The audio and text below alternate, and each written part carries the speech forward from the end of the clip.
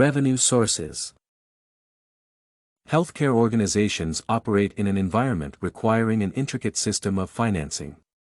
Hospitals generate revenue from both private and public sources, thereby ensuring that healthcare services are being delivered to communities in an efficient manner. The majority of revenues for the provision of medical services come from various government programs. The money that a hospital receives for the services it provides is called operating revenue. Other sources of hospital funding are research grants and donations.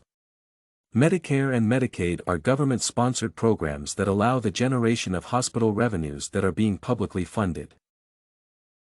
Medicare is being covered by the taxes that come from the federal government as well as employees and employers. Medicaid is entirely paid by taxes collected at the federal and state levels. Another source of operating revenue for healthcare organizations comes from private payers like health insurance paid by employers, individually purchased insurance and direct payments. The model of private healthcare coverage allows paying only a share of medical costs, sharing them with other people who are not currently being beneficiaries of their plans. The provision of healthcare has been governed by the revenue cycle that has been focused on fee-for-service payment arrangements for many years. This model has allowed the reimbursement of healthcare practitioners for the services they provide to their patients. It has also made it possible to control the amount of medical services and their absolute necessity. However, in response to the rising costs of healthcare, new revenue models have been developed. The precipitous rise in healthcare delivery costs has led to the creation of value-based reimbursement systems. They allow the provision of healthcare services on a per-member-per-month basis. Other value-based reimbursement models are built around pay case rates that allow charging different prices for pre-specified conditions or treatments. It is necessary to realize that reliable sources of revenue allow healthcare organizations to constantly increase the quality of their services. It is especially important in the case of reduction of the door-to-balloon time in STEMI patients, considering that it should be as short as possible. Rates. Healthcare providers negotiate payment rates with multiple parties simultaneously, thereby significantly driving up administrative costs. According to a recent study, if a trend of ever-increasing healthcare spending is going to continue, it is projected to exceed the economic growth of the country and amount to a quarter of its gross domestic product by 2037. Healthcare spending on the federal level is estimated to reach 40% of the total federal budget by the same year. Taking into consideration that baby boomers are reaching an age that is associated with a higher need for medical services, it is reasonable to assume that new Medicare beneficiaries will lead to an increase in federal healthcare spending. Therefore, it is necessary to address the issue of excessive medical costs for both public and private payers, as well as restructure the current payment system that produces enormous administrative expenses because of its fragmentation. Furthermore, it leads to the providers of medical services concentrating the economic power that allows them to drive up healthcare costs.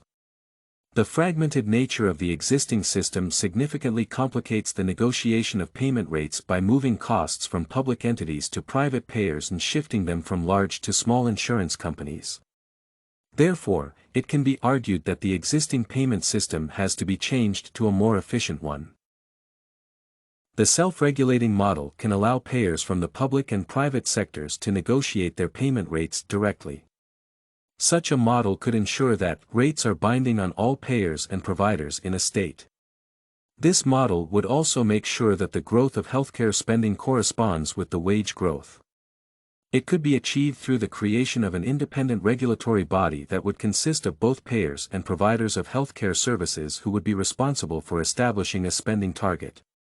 According to Emanuel et al., this model of healthcare rate regulation could be implemented with the help of the federal government, which could award financial incentives to states enacting it. A recent study shows that the median door-to-balloon time for patients reported by hospitals to the Centers for Medicare and Medicaid Services has reduced by 32 minutes over the period of 5 years. Hospital median door-to-balloon time has also declined by 33 minutes over the same period. Therefore, it can be argued that regardless of what approach is taken to the process of rate negotiation, it should not interfere with this downward trend. Challenges. Managing and predicting revenues can be a challenging task for changing models of healthcare provision. According to Moody's report, the increase in operating revenue rates of the healthcare sector slowed to only 3.9% in 2013. The rise in expenses has not been matched by the growth of revenues for 2 years in a row, thereby making this sector of the economy not profitable and difficult to predict. The changes associated with the enactment of the Affordable Care Act have made it increasingly hard for hospitals to forecast future revenues and set appropriate strategies. The same can be said about healthcare organizations not being able to predict whether states would enroll in Medicaid considering the low levels of participation in the program. The changing models of revenue management and the challenges associated with them have been discussed by numerous scholars at length. Gupta and Denton were concerned with the multiple functions of the patient's choice, provider, date and time. Gupta and Wong pointed to the fact that differentiated prices do not serve the function of controlling access to the capacity of a healthcare organization. Being able to forecast future revenues might be essential in the process of developing PCI programs. According to a recent study, only 25% of almost 5,000 hospitals in the country have those programs.